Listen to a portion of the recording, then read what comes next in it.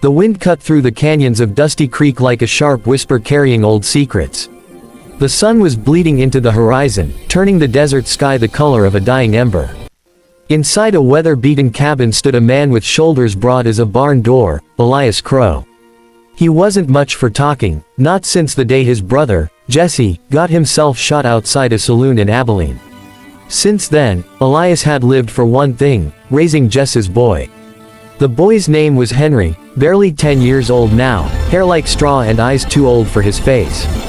Folks in town said Elias had done right by the child. They said the Crowe blood was hard but honest. What they didn't know, what Elias never told anyone, was that Jess's death hadn't been no simple gunfight. It was murder, and Elias knew who pulled the trigger. Every night, Elias sat by the fire, cleaning his old Colt, waiting for the day that man would come back. He'd sworn he'd send him to hell himself. But life has a funny way of twisting oaths.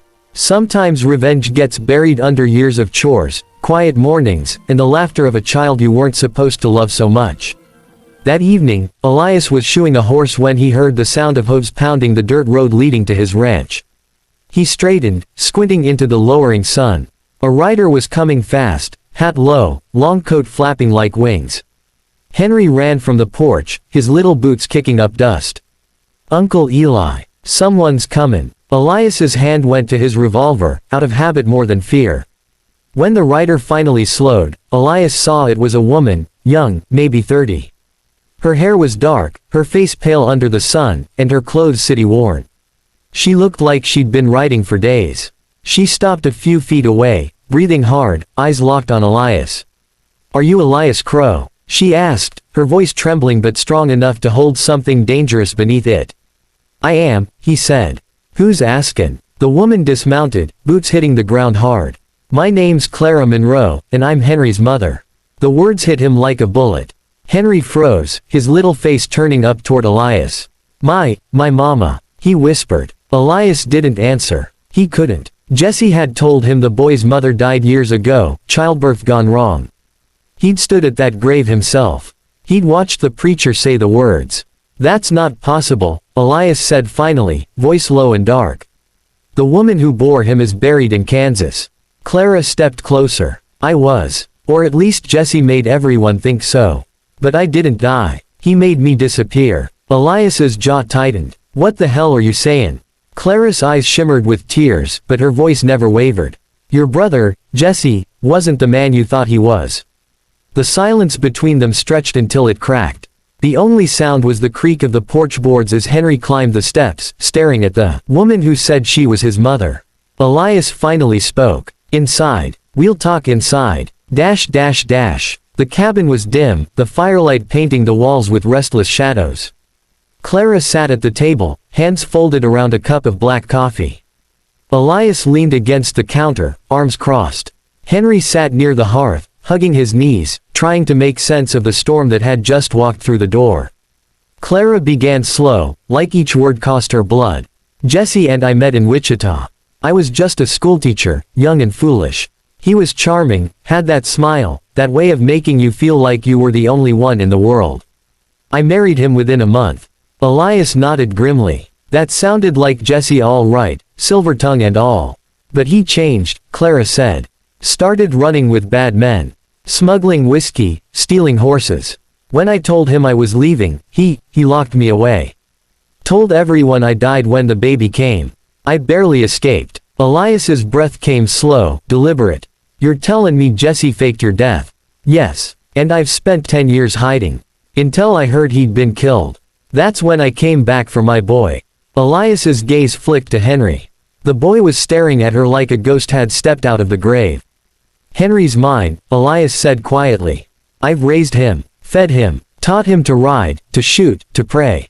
You can't just show up and take him." Clara's voice broke. "He's my son." Elias slammed a fist against the table, the sound like thunder. "And he's my blood now. You don't know what this land is to a child.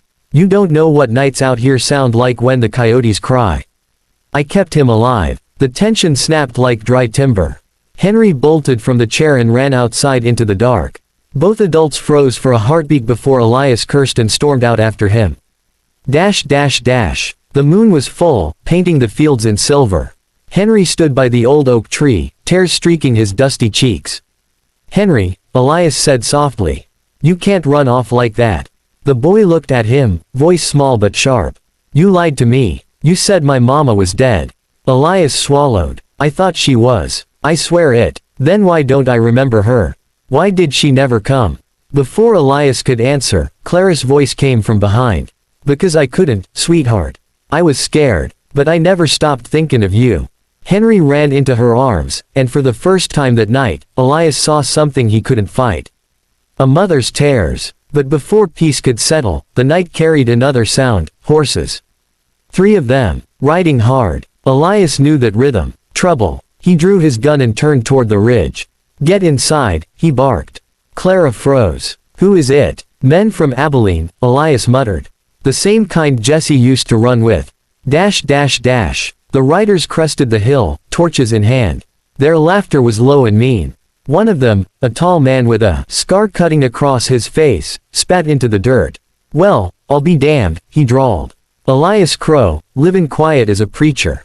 Didn't think we'd find you." Elias stepped forward. "I'm not looking for trouble." The scarred man grinned. "Oh, you got plenty of it anyway. We came for the boy." Elias's blood went cold. "You ain't talkin' him. He's worth money, Crowe. Jesse promised us a cut when we sold him to the Mexicans.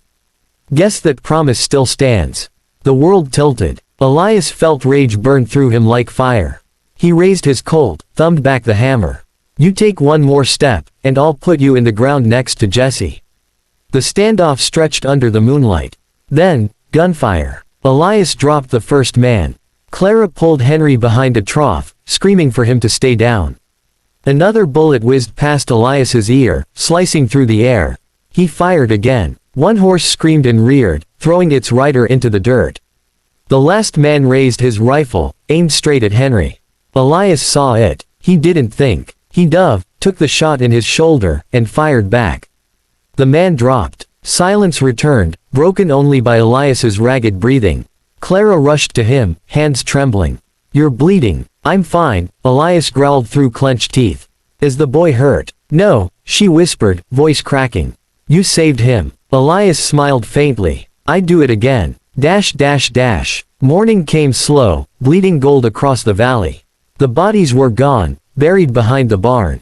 Clara sat on the porch, Henry asleep in her lap. Elias stood beside her, arm bandaged. "You could stay," he said finally. "He's got a home here. So do you." Clara looked out over the land. "You're a good man, Elias. But the past don't stay buried easy in these parts. Jess's sins might still find us." He nodded. "Maybe. But we'll face 'em together." She smiled faintly, touching his rough hand. "You've done more than raise my boy. You gave him a father." For the first time in years, Elias felt something shift inside, a peace he didn't recognize. The desert wind carried away the last of the gunpowder scent. The Crowe ranch stood quiet again, but not lonely. Inside that silence, a broken family began to mend, born from lies, bound by blood, and saved by a man who learned too late that love was stronger than vengeance. Out there, under the endless sky, the ghosts of the past watched, and finally turned away.